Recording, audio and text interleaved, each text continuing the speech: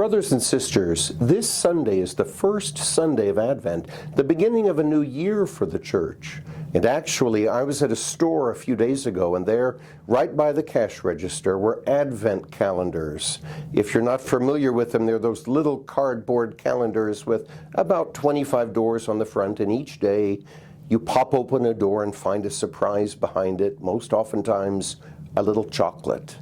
On an impulse, I purchased a few for some employees' grandchildren here at the Chancery. In my mind's eye, I could see those little children opening a door to the Advent calendar every day, counting down to Christmas.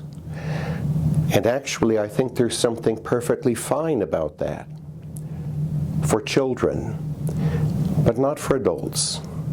You see, we Americans tend to see Advent as a quick countdown to Christmas, that it's about remembering the coming of Christ, which took place historically over 2,000 years ago. But to be honest, it's not that hard to prepare to simply remember an event.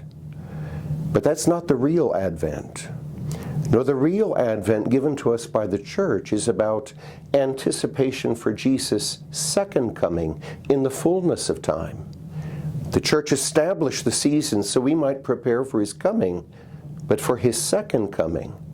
The message is that God promised to enter our world and redeem us, which he did 2,000 years ago.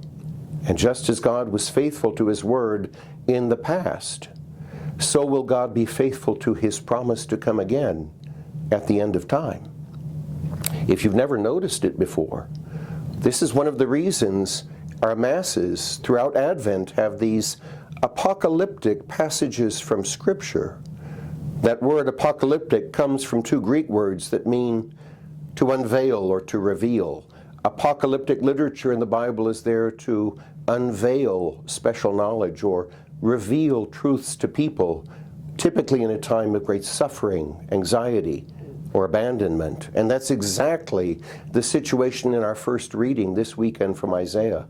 The prophet is writing apocalyptic words of encouragement to the Jewish faithful who had been drug off into captivity, largely because of their own infidelity to God. But Isaiah promises them that they are not abandoned forever, and one day they will again know the joy of God's presence. In our gospel passage, Jesus uses that parable of faithful stewards who don't know when the master of the house will return, so they're urged to be always ready. The parable is not there to frighten us at all, but to assure us that the Father, who has entrusted a specific task to each of us, will come again. And each of us has a very real role to play in the building of his kingdom.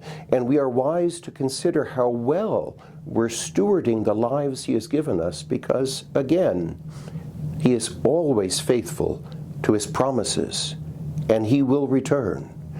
And we want that return to be joyful. And so, brothers and sisters, in this Advent season before us, let us approach it as wise and faithful servants of the Master. Let us look at how well we're stewarding the gifts of our lives. And if that consideration leads to some new preparations for his second coming, then we will have lived the best of Advent seasons.